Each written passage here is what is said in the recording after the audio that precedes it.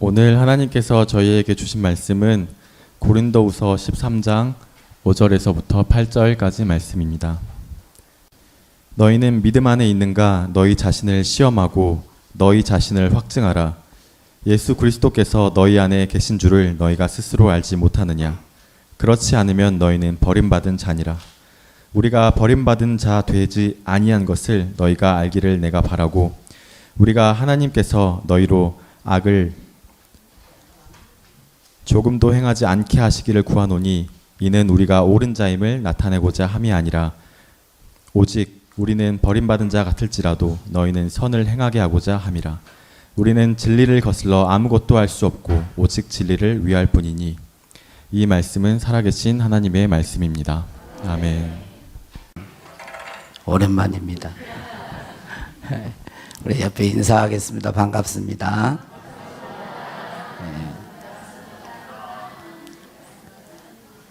한 주 예배를 안 드렸는데 좀 낯선 것 같은 느낌이 확 오는 거예요, 이게. 네.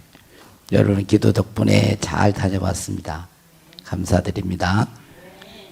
근데 아직도 시차가 적응이 안 돼가지고 한 번도 그런 적이 없는데, 어제 12시 정확하게 53분에 눈이 떠져서 잠을 못 잤습니다. 지금 이제 헷갈리는 것 같아요. 막 좀 그런 것 같아. 그래도 오늘 새벽에 와서 기도를 하는데 기도할 수 있는 장소, 교회가 있고 그래서 얼마나 감사한지. 신토부리. 우리 것이 좋은 것 같아요. 다른 다 안 가봤으니까 모르겠지만 제가 가본 나라 중에서 우리나라가 최고로 좋습니다. 화장실도 돈 안 내고 가고. 우리는 밥 한 공기 이렇게 더 달라 그래도 그냥 인심좋게 탁 주잖아요. 2유로 돼야 돼. 돈 내야 돼. 돈. 반찬도 돈 내야지. 물도 사서 먹어야 되지.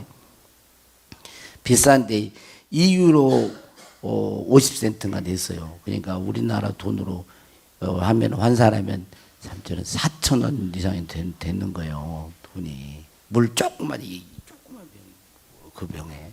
그러니까 저는 이번에 성기순례 하면서 제가 별로 까다롭지 않다고 생각했는데 아주 무척 까다로운 사람 같아요. 다 웃는 것 같아요. 나는 까다로운 줄, 제가 아들한테 그 얘기를 했더니 제일 힘든 사람이 뭐냐면 까다로운 줄 모르고 까다롭게 하는 사람이 힘들고, 두 번째 힘든 사람이 까다로운 줄 알면서 까다롭게 하는 사람인데, 저는 이제 두 번째 같아요. 다른 분들은 다 식사를 잘하는데 저는 못 먹는 거예요. 아침 새벽에 호텔식의 조식을 먹을 때는 빵 먹고 그래서 좀 먹었는데 음식만 짜지 아주 비우상하지 못 먹겠더라고요. 그래도 은혜로 왔습니다. 한 1kg 정도는 빠진 것 같아요. 1kg. 예. 우리가 종교개혁자 그러면은 얼른 떠오르는 인물이 있죠. 루터와 칼빈. 우리 시대는 칼빈인데, 우리 둔독교회 교인들, 집사님들 중에서 장씨 집사님들이 계셔가지고 그분이 또 장칼뱅이래요. 장칼뱅. 이제 지금은 그 불어식으로 장칼뱅 이렇게. 저는 좀 안 익숙한데 뭐 보통 지금 칼빈이라고 안 하고 장칼빈, 칼뱅 그러더라고요. 보통 이 두 분을 생각할 수가 있는데, 그러나 그 외에도 이 종교 개혁자들이 참 많습니다. 루터와 이 칼뱅은 성공했던 그런 종교 개혁자인데, 그들이 이렇게 성공할 수 있었던 것은 뭐냐면 주변에서 도와주는 사람들이 많이 있었기 때문에 그래요. 개인적으로 혼자 이것을 이룬 게 아니라 주변에서 많이 협력자들이 있었고 도와주는 사람들이 있었어요. 루터도 마찬가지고 칼뱅도 마찬가지고 도와주는 사람이 있었습니다. 하나님의 위대한 역사는 하나님의 사람들이 함께 이루어 가는 것입니다. 근본에 체코, 독일, 그리고 스위스, 프랑스, 네덜란드 이렇게 5개 나라를 갔다 왔는데, 한 번 차를 타면 4시간, 2시간 반은 적게 탄 거고, 그리고 보통 하루에 평균 걷는 게 2만 3천 보 이상 걷는 거예요. 가이드가 여러분 목사님 사모님들 놀러 오신 거 아니죠? 성지 순례입니다. 그래 가면서 계속 하니까 아주 힘들었습니다. 이 체코에는 이 영향을 종교개혁을 일으켰던 분이 얀 후스라고 하는 분이 얀 후스. 루터보다 100년 전에 100년 전에 나타나서 천주교, 지금으로 말하면 이제 천주교 가톨릭이죠. 가톨릭 면죄부 판매를 반대하고 교회 세속화를 비판함으로써 1414년에 화형을 당했어요. 그러니까 그 진리를 위해서 화형을 당한 거죠. 올바른 진리를 위해서.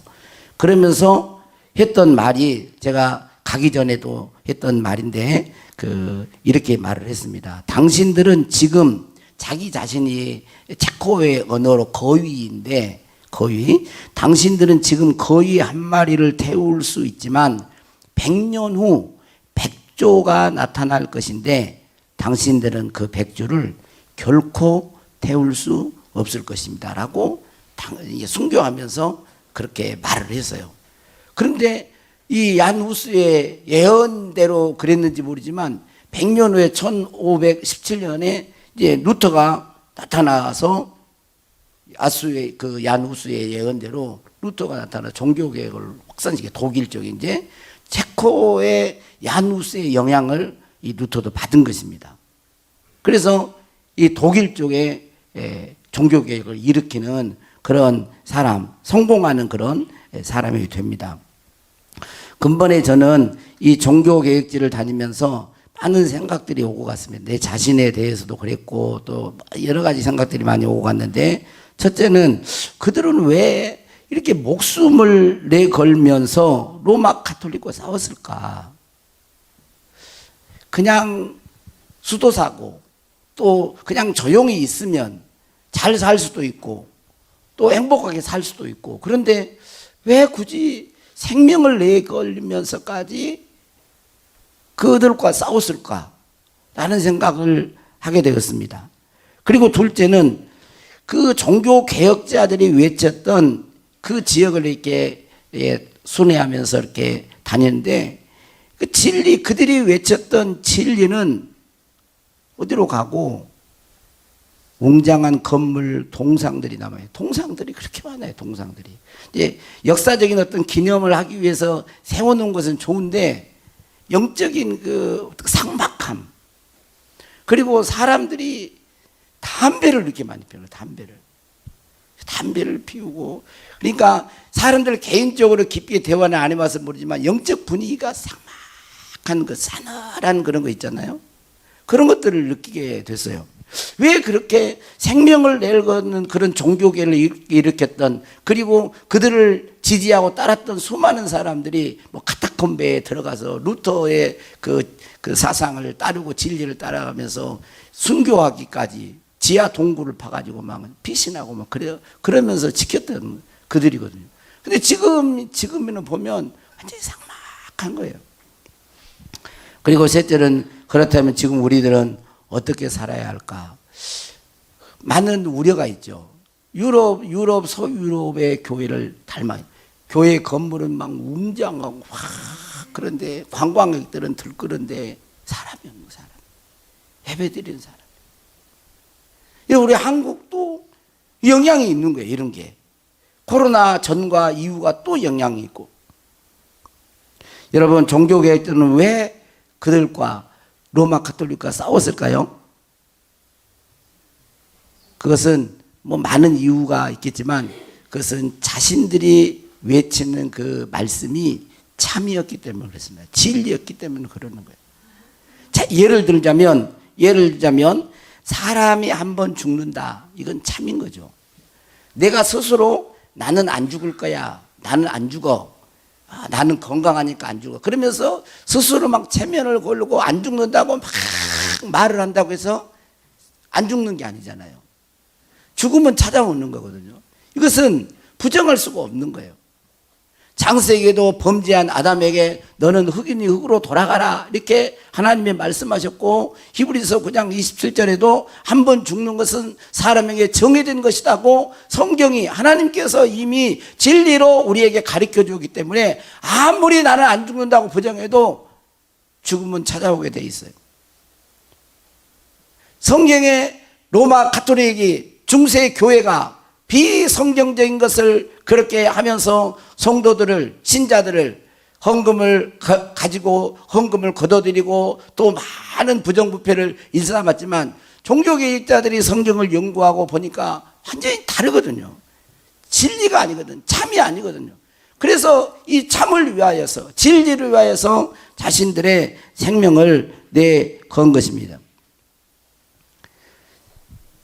그 사진 한번 잠깐 보여보실래요?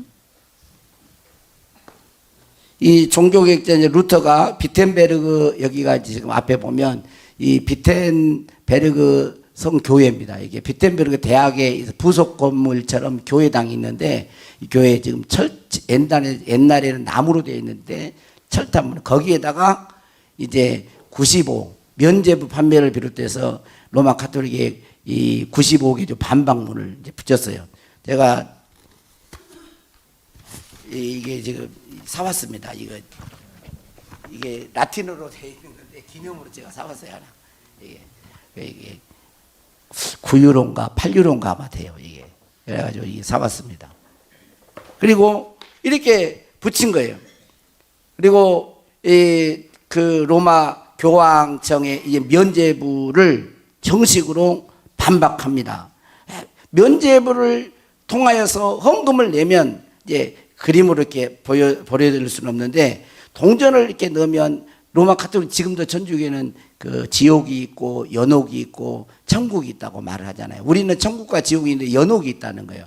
그래서 지옥에 있는 사람의 부모든지 뭐든지, 지옥에 있는 그 부모이나 자기 아는 어떤 영혼이 있으면 헌금을 이렇게 내면 연옥으로 올라가고, 또 헌금을 또 많이 내면 연옥에서 천국으로 올라가다. 이렇게 헌금을 이렇게 십자군 그 전쟁으로 이렇게 많은 또 그 로마 교황청이 어떤 건물을 짓는, 화려한 건물을 짓는데 헌금이 필요하니까 이런 식으로 면죄부를 판매하면서 헌금을 거둬들이는 거예요.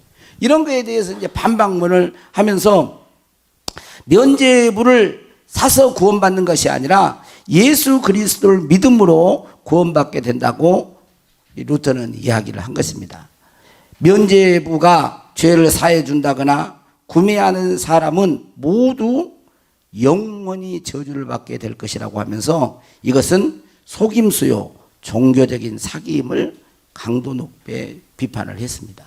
그리고 그때 당시에 구텐베르그에 있는 인쇄술이 발달되면서 이게 전 유럽으로 확대하게 되어지면서 이 루터라고 하는 사람이 화제의 인물이 된 거예요. 그래서 화제의 인물에 대해서 거기에 하이델베르크 논쟁이라고 하는 논쟁을 불러오게 됩니다. 이 하이델베르크 논쟁은 1518년, 그러니까 그 반박문을 써붙이고 그 다음 해에 소속된 수도의 요청으로 비텐베르크에서 약 500km 떨어진, 그러니까 그 500km 정도 떨어졌는데 걸어서 나흘을 걸어서 거기를 갔다 그래요. 면죄부를 판매한 대주교가 교황 레오 10세에게 루터를 벌해달라고 하니까 루터에 소속된 수도원 총회장에게 이제 교황 레오의 교황이 이렇게 서시는 거냐. 루터의 사상에 불을 꺼서 그 연기가 대화제로 번지지 않게 하라 해가지고 열린 회의가 하이델베르크 논쟁입니다. 여기서 이 하이델베르크 논쟁에서 이 루터는 40개의 그 논제를 이렇게 합니다. 그래서 신학 부분에 28개, 또 철학 부분에 12개를 이렇게 나누어 가지고, 이 신학 부분은 크게 28개로 되어 있는데 4개로 요약을 하면, 첫 번째는 뭐냐면 스스로 율법을 지키려고 하지 마라. 인간은 먼저 하나님께 은혜를 받아야 한다라는 주장이에요. 율법은 신앙생활을 하는데 중요한 지침이 되지만 인간은 그 율법을 지킴으로 의인이 되거나 어렵게 되는 것이 아니라는 거예요. 이제 지금 우리가 들으면 너무나 당연한 것인데, 그때 당시에는 이게 아니고 어떤 행위를 통해서 구원을 얻는다는, 은혜와 행위가 짬뽕이 되어서 구원을 얻는다고 하고 면죄부를 삼으로 죄가 용서받는다고 하는 로마 중세 교회의 어떤 교회가 이렇게 타락해 갔기 때문에 이 이야기를 지금 한 것입니다. 인간은 은혜를 받아야 하고 살면서도 은혜를 받아야 되고 끝까지 은혜를 받아야 된다라는 거예요. 여기서 은혜는 뭐냐면 하나님이 그리스도 안에서 이루신 것을 인정하고 받아들이는 거예요. 예수 그리스도께서 우리의 죄를 대속하시기 위하여 십자가의 피를 흘리시고 구원을 완성하셨다. 예수님을 믿으면 죄사함 받는다. 여러분은 믿으신가요? 근데 사람들은 예수님을 믿음으로 그 핏값으로 죄사함 받았다라고 하는 사실을 믿을까요? 다? 안 믿죠. 은혜는 뭐냐면 그 하나님께서 우리에게 베푸신 이루신 것을 그냥 인정하고 받아들이는 게 은혜라는 거예요. 그 은혜를 받아들임으로 그 다음에 우리가 선을 행할 수 있는 자가 된다라고 이야기를 한 것입니다.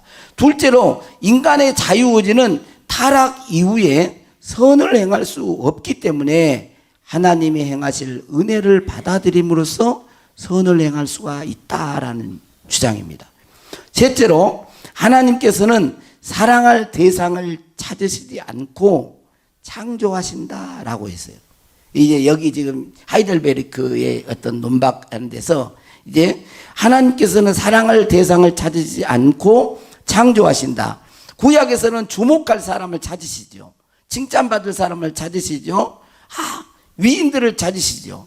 찾는 거라면 신학에서는 하나님이 어떤 사랑할 어떤 대상을 찾는 게 아니라 한없이 부족하고 못났고 연약하고 죄인들을 창조하신다는 거예요. 예수 그리스도의 복음을 믿고 물과 성령으로 거듭나게 새롭게 창조하심으로 사랑을 하신다는 거예요. 그것을 강조합니다. 하나님은 어떤 사람이든 누구든지 그런 것에 개의하지 아니하시고 사랑할 대상을 창조하신다라고 그렇게 주장을 했습니다. 네 번째로는 영광의 신학은 잘못된 것이고 십자가의 신학만이 옳다라고 말을 했어요. 가톨릭은 그때 당시에 영광의 신학을 추구했죠. 눈에 보이는 것을 통해서 하나님을 알 수 있다고 했어요. 그래서 화려한 어떤 색감, 그런 화려한 성화, 예수님만 그런 것들을 정말 가시적인 것들을 통해서 화려한 예전이나 또 웅장한 건물이나 찬란한 예술 등 눈에 보이는 것들을 통하여서 하나님을 알 수 있다라고 했어요. 근데 이게 지금 제가 여러분들에게 지금 이야기하지만 우리는 이게 아닐 거라고 하잖아요. 근데 자꾸 우리는 뭔가를 보고 느끼려고 자꾸 그러거든요. 그래서 이렇게 볼 때도 로마 가톨릭 예전을 한번 지키는 거 봐보세요. 이렇게 딱 옷을 쫙 입고 이렇게 들어갑니다. 그리고 그 갈뱅의 생가 그 옆에 교회가 있는데 거기는 교회 안에가 이렇게 있는데 그 옆에가 다 시신들이 있습니다. 그리고 그런 형상을 해놨어요. 교회 안에 향을 피웁니다. 들어가는데 느낌이요, 영적인 느낌이 싸늘한 느낌이 드는 거예요. 느낌이 들면서 그 시신을 보면 어때요? 시체를 보면 우리가 보통 이렇게 막 기쁘다고 시체를 보면 좀 이렇게 좀 그러잖아요. 그런 걸 장식을 해놓은 거라니까. 그래 거기 가면은 그냥 조용히 이런 어떤 거 그런 분위기를 연출해가지고 하나님을 만나는 어떤 것으로 하는 거예요. 그런데 그게 아니라는 거예요. 그게 아니라 이런 화려함 이것이 아니라 루터는 오직 십자가만이 우리의 신학이다라고 하면서 하나님을 아는 길은 그리스도의 고난과 십자가뿐이라고 주장을 했습니다. 눈에 보이는 십자가는 실패, 절망, 죽음, 수치의 상징이지만 그 십자가 너머에 하나님의 승리와 구속의 성취와 생명과 소망이 있고 이것을 보는 사람이 진정한 신학자라는 거예요. 이 하이델베르크 논쟁에서 다소 이제 승리를 합니다. 그래서 이 루터가 이제 독일 전 지역에 부각되는 인물로 딱 드러나요. 95개조 때 그쪽 장시에 그쪽에 있는 데서 딱 이제 주목받은 인물에서 독일에서 이제 부각된 인물로 드러납니다. 그리고 라이프치 논쟁이 또 시작돼요. 그 다음에 또 보면 라이프치 논쟁, 이게 가톨릭과의 정면 이제 전쟁이 선포된 논쟁이 시작됩니다. 여기에서 이 루터는 이단으로 정죄를 받습니다. 그리고 파문장을 받아요. 너는 이제 이단이다. 그래서 파문장을 받는데 이 파문장을 받자마자 와가지고 그때부터 불을 태워버립니다. 그리고 1521년 그 이후에 1521년에 보름스 회의, 이제 신성 로마 제국 칼 5세의 제국회의에 참여하라는 통보를 받습니다. 그래서 이 제국회의 통보를 받아서 이제 루터를 이제 어떻게든 추방하려고 하는 거예요. 그런데 이 루터에게 에크라고 하는 사람이 두 가지 질문을 합니다. 루터의 책들이 이제 세 권이 유명한 책들이 있거든요. 이 책들을 보면서 루터 네가 쓴 책이냐? 그러니까 루터가 그것을 살펴보면서 맞다고 합니다. 그 두 번째 질문을 하죠. 이 자신의 가르침을 철회할 수 없는지를 물어요. 지금까지 네가 이 책을 썼고 지금까지 이런 것들을 가르쳤는데 이것을 처리할, 그리고 부분적으로 처리할 것인지 다 처리할 것인지 이걸 묻습니다. 그래서 루터가 시간을 달라고 하고 그 허락을 받아서 그 다음 날로 이제 그게 이제 신문이 연기가 됩니다. 그때에서 많은 사람들이 루터의 말을 이제 주목하잖아요. 그런데 루터가 이렇게 그때 외쳤다고 그럽니다. 나의 양심은 하나님의 말씀에 의해 사로잡혔습니다.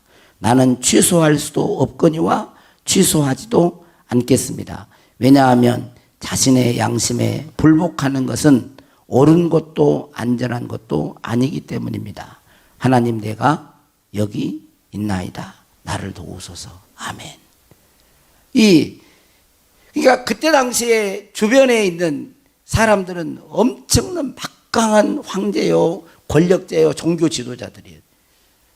반대의 말을 하면은 죽을 수도 있고 추방될 수 있고 모든 것이 끊길 수가 있는 그런 상황에서 이제 나는 이것을 도저히 하나님 말씀에 의해 내가 처리할 수 없다라고 얘기를 합니다.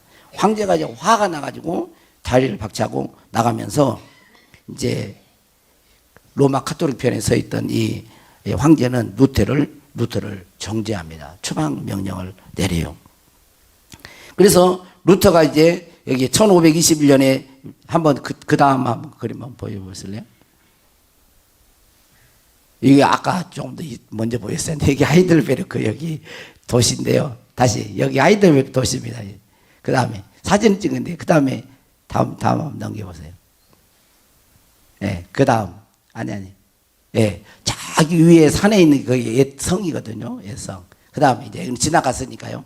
자, 여기서 한 거예요. 여기서 이 하이델베르크 논쟁 여기서 아까 전에 했던 그 다음 한번 넘겨보세요. 지금 이제 이게 2017년인가 루터 종교개혁 500주년 때 루터가 저 자리에서 신발입니다. 신발. 루터가 양심선언을 하고 반박했던 보름스회에 반박했던 이것을 기념하기 위해서 세웠던 이게 해놨던 그 신발이에요. 이 신발에 서가지고 사진도 찍고 노하고 막 이렇게 하기도 왔는데, 자 이렇게 사실은 이제 대처해 놨어요. 그리고 이 보름스 회의가 끝나고 나서 이제 비텐베르크로 다시 가려고 하는데 그 숲속에서 중무장하는 기병들이 나타나가지고 이 바르트부르크 성으로 납치를 합니다. 그 다음 사진 한번 봐보실래요? 저기 바르트부르크 성인데 여기에서 이제 프리드리 3세가 루터의 신변의 어떤 위험함을 느끼면서 납치 같은 그런 형태로 해가지고 자기가 지어낸 옛성 여기 이 성으로 납치를 해갑니다. 그래서 수염도 그때 막 길고 숨어서 은둔 생활을 하는 거예요. 여기서 약 10개월 동안 신약 성경을 독일어로 번역을 하는 그 작업을 여기서 합니다. 자, 이 루터가 이 진리와 비진리의 어떤 싸움, 그리고 그를 따르던 그가 외쳤던 그 말씀이 옳다라고 했던 그 진리를 따르던 그런 사람들이 수많은 불이익과 고통을 당하고 순교까지 했습니다. 그리고 프랑스에서는 여러분이 잘 알고 있는 존 칼빈에 의해서 종교개혁이 일어났는데 그거를 따르는 그러한 사람들이 위그노들이에요. 위그노들. 우리가 세계사나 보면 루이 14세가 막강한 절대 권력을 가지고 위그노를 박해합니다. 약 500년 동안 박해를 받아요. 그리고 막 뿔뿔이 흩어집니다. 그리고 죽기도 하고 그렇습니다. 자, 그런데 이렇게 진리를 위해서 싸웠던 이들인데 지금 현재는 조금 전에도 말했던 것처럼 너무도 삭막한 거예요. 정말 예배자를 찾기가 어려울 정도로 그런 지금 도시가 되어버렸어요. 왜 그렇게 되었을까? 왜 그렇게 변질이 되었을까? 오늘 우리 한국 교회도 다시 한번 이 부분에 대해서 우리도 한번 깊게 생각해 봐야 됩니다. 왜 그랬을까? 그리고 변질이 안 되려면 어떻게 해야 될까? 저는 여러분들에게 늘 외쳤던 첫 번째, 변질이 안 되고 진리의 사람이 되려면 육신적인 정욕과 욕망을 거절해야 됩니다. 여러분, 세속화는 무서운 거예요. 세상의 어떤 물결은 나도 모르는 사이에 계속 침투해 들어오면 내 마음을 사로잡습니다. 그리고 어둡게 만들어요.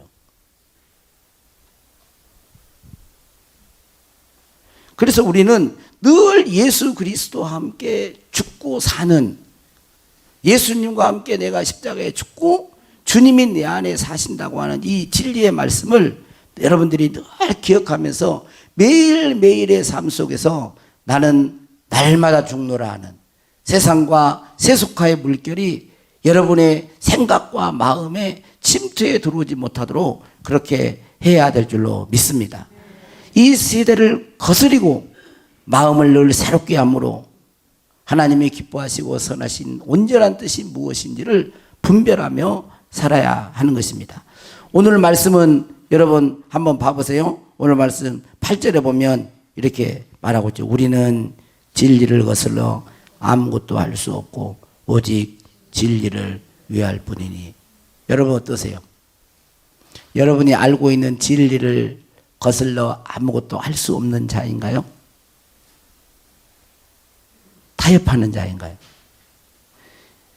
진리를 거스려 아무것도 할 수 없고 우리는 오직 진리를 위할 뿐이니 라는 이 고백이 철두철미해야 돼요.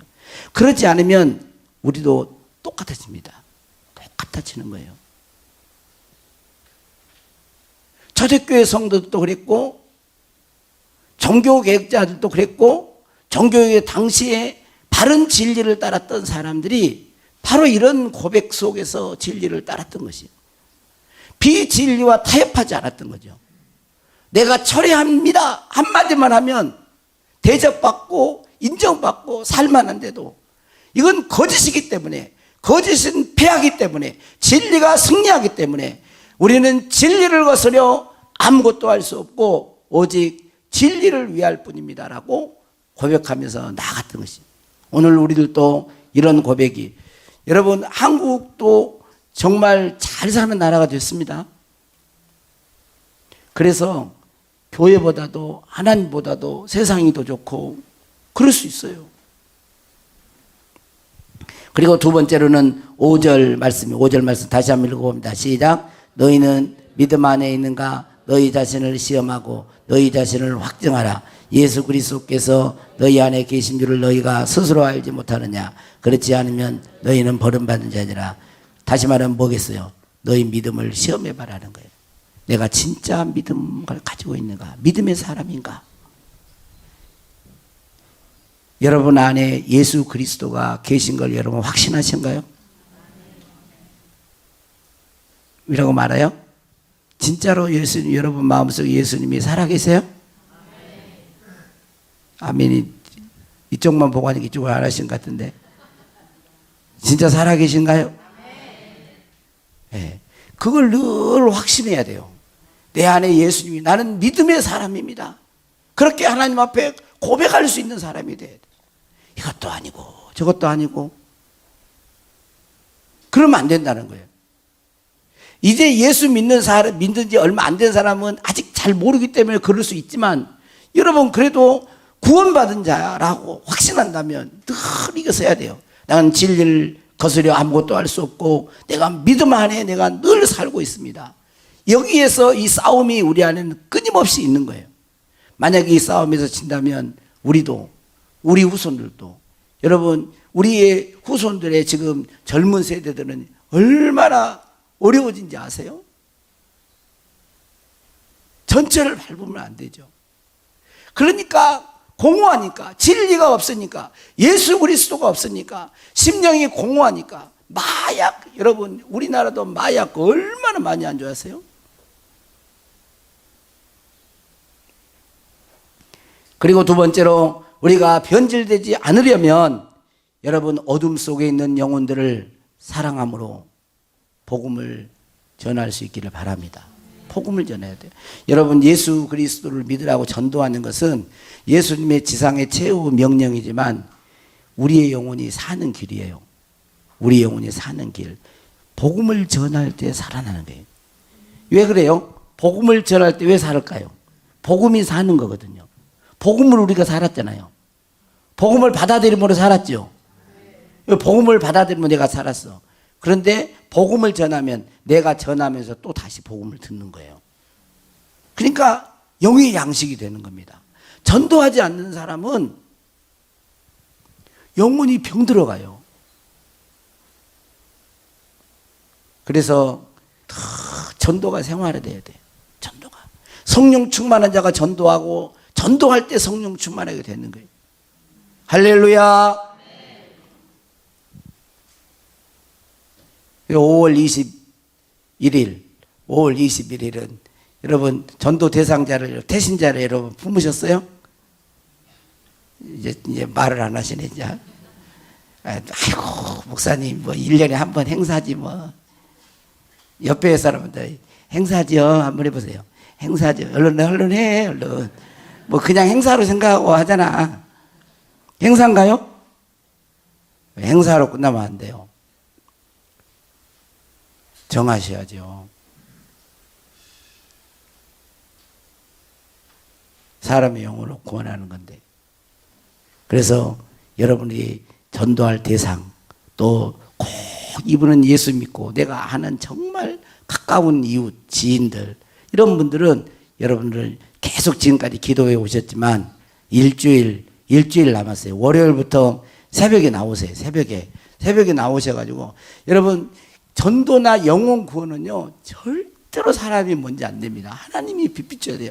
오늘 그 주일 오후에 예배에도 그 성령이 먼저다 이 말을 하는데 제가 이 사도행전을 보면서 이 성령이 먼저예요. 항상 성령이 먼저 가십니다. 성령이 빛비춰줘야 돼요. 성령이 은혜를 비춰야 돼요. 여러분 그거 아세요? 우리가 은혜 받는 것, 내가 구원 받는 것, 그냥 내가 막 되는 것 같지만 성령께서 빛비치고 만져주시고 막 하셔야 되는 거예요. 그게 먼저예요. 항상 먼저예요.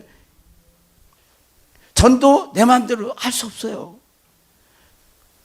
성령이 빛비춰줘야 되고 성령이 역사해야 되고 그래야 되는 거예요. 그래서 이제 새벽에 보면 5시 반 되면은 날이 다 새버려요, 날이. 그러니까 그래도 오셔요, 그래도 오셔가지고 일주일 동안 예배를 위해서, 다음 주 예배를 위해서 여러분 기도하고 그렇게 하나님이 만져주시도록, 하나님이 풀어주시도록 그렇게 할 수 있기를 바랍니다. 기도할 수 있도록. 정말 이 요한계시록 7개 교회 중에서 빌라델비아 교회와 서머나 교회는 살아있는 교회잖아요. 서머나 교회는 순교하는 교회, 진리를 위해서 목숨을 거는 교회.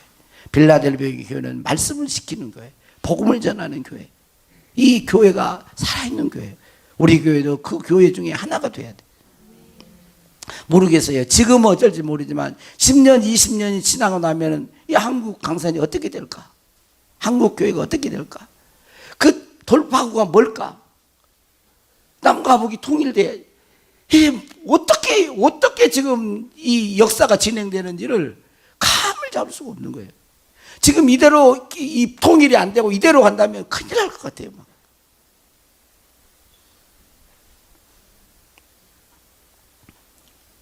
그래서 저와 여러분이 꼭 기도하면서 다음 주에 영혼들을 구원하는 그 일에 여러분들이 쓰임 받기를 원합니다. 성령께서 일하시고 여러분이 도구가 되고. 할렐루야. 자, 다 같이 우리 빈들의 마른 벌같이 시들은 나의 영혼.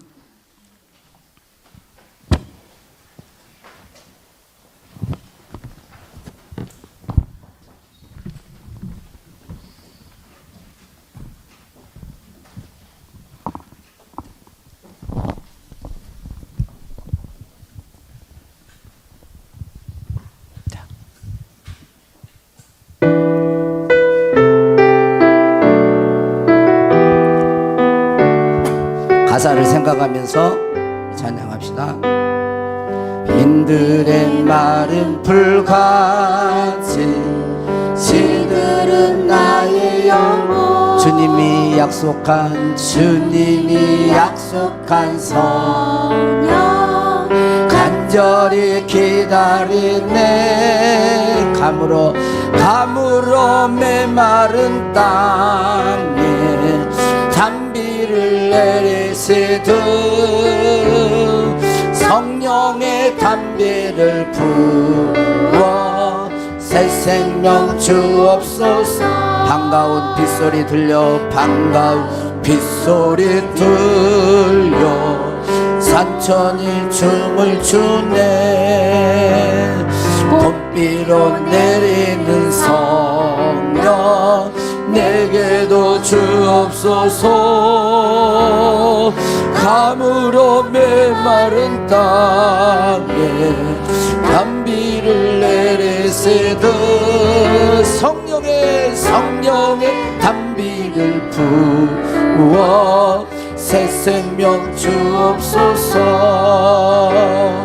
절 따라 우로를 내려 초목이 무성하니 갈급한 내 심령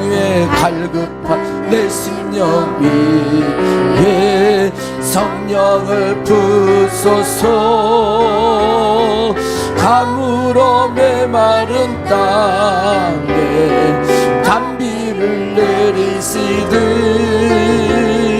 성령의 단비를 부어 새 생명 주옵소서. 참되신 사랑의 언약 어길 수 있사오랴. 오늘의 흡족한 은혜 주실 줄 믿습니다. 감으로 메마른 땅에 단비를 내리시듯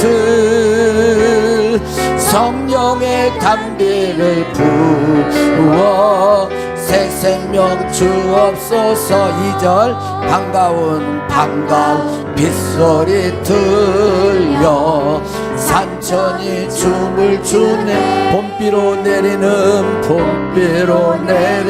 성령 내게도 주옵소서. 아멘. 감으로 메마른 땅에 단비를 내리시듯 성령의 단비를 부어 새 생명 주옵소서. 3절만 하겠습니다. 절 따라 우러를 내 초목이 무성하니 갈급한 내 심령이 위에 성령을 부소서. 감으로 메마른 땅에 단비를 내리시듯 성령의 단비를 부어 새 생명 주옵소서. 아직 눈을 감으시고 우리 잠깐 우리 자신과 전도할 대상을 놓고 우리 기도합시다. 여러분 마음속에 성령님, 여러분이 영으로 그걸 원하신가요? 성령이여, 성령께서 내게 은혜를 공급하지 아니하시면 나는 아무것도 할 수 없습니다. 살아갈 수가 없습니다. 성령이여, 내 영혼을 주시고 충만하게 하소서. 주의 생명수가 흘러넘치도록 성령이여 빛을 비춰 주옵소서. 성령이여 만져주십시오. 만져주십시오. 우리를 만져주십시오. 우리를 만져주십시오. 우리를 만져주십시오. 먼저 사랑하신 주님, 먼저 사랑하신 주님, 먼저 사랑하신 주님, 먼저 사랑하신 주님, 먼저 사랑하신 주님, 성령이여 내 영혼을 만지소서. 내 영혼을 만지소서. 성령으로 만지소서. 주여, 주님 은혜의 담비를 부어주십시오. 은혜의 담비를 부어주십시오. 은혜의 담비를 부어주십시오. 세상의 어떤 것에도 갈급하지 않도록 오직 주님만 갈급합니다. 성령이여 갈급합니다. 성령이여 충만하게 하소서. 성령이여 충만하게 하소서. 성령이여 충만하게 하소서. 성령이여 충만하게 하소서. 성령의 불이 떨어지게 하소서. 성령의 불이 떨어지게 하소서. 진리를 위해 싸우게 하소서. 주여 영혼을 구원하여 주소서. 우리 주여 몸으로 기도합니다. 주여, 주여, 주여 도와주십시오. 주여 도와주십시오. 우리에게 주여 성령님 임재하시고 주여 우리가 전도하는 대상자에게 주여 성령님 역사하소서. 결박을 풀어주소서. 어두움이 떠나게 빛을 비춰주소서. 예수님 보게 해주십시오. 주여 자신을 보게 해주십시오. 주여 진리를 보게 하여 주소서. 주여 구원하여 주옵소서. 저들의 영혼을 구원하여 주옵소서. 다음 주에 있을 이것이 초청주일이 행사로 끝나지 아니하고 영혼이 구원받는 하나님이 기뻐하는 하나님의 성령이 역사하는 귀한 자리가 되게 하여 주시옵소서. 주여 우리도 진리를 따르는 사람들이 되게 하여 주시옵소서.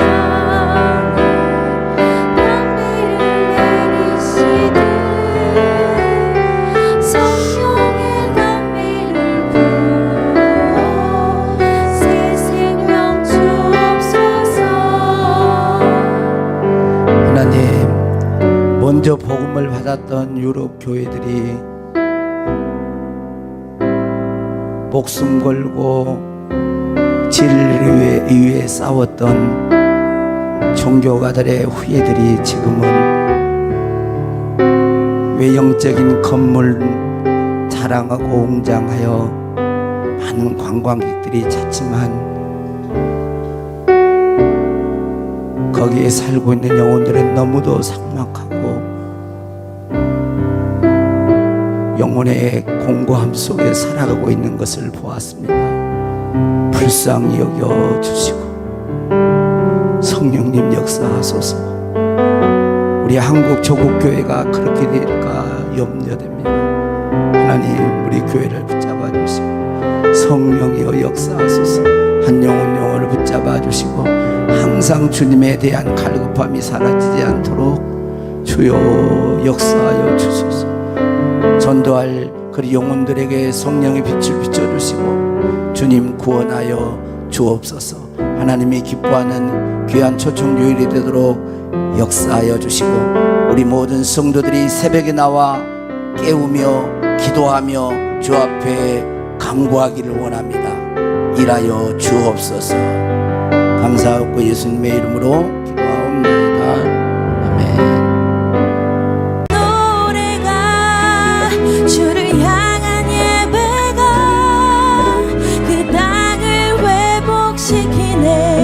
생수의 강이 넘치네. 가라 하시네. 주님 명하신 그곳 내겐 두려움 전혀 없네. 성령이 나를 인도하네.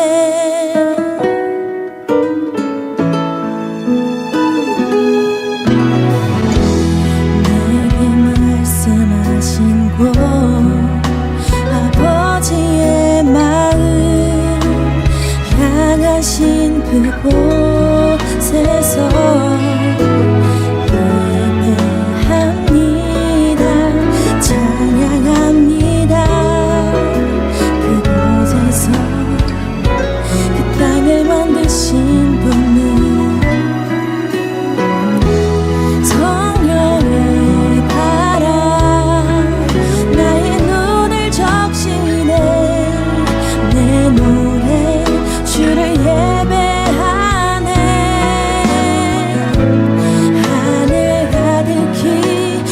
주의 영광 선포되네. 주님 그 땅 회복시키시네. 나의 노래가 주를 향한 예배가 그 땅을 회복시키네. 생수의 강이 넘치네. 가라 하시네. 주님 명하신 그곳 내겐 두려움 전혀 없네. 성령이 나를 인도하네. 하늘의 능력이 내 몸을 적시네. 주의 나라와 영광 나를 통해 일으키시네. 나의 노래가 주를 향한 예배가 내 땅을 회복시키네. 생수의 강이 넘치네. 가라 하시네. 주님 명하신 그곳 내겐 두려움 전혀 없네. 성령이 나를 인도하네.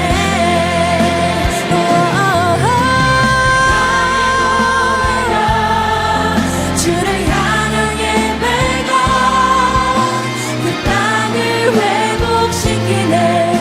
생수의 강이 넘치네. 가라 하시네. 주님 명하신 그곳 내겐 두려움 전혀 없네. 성령이 나를 인도하네. 내겐 두려움 전혀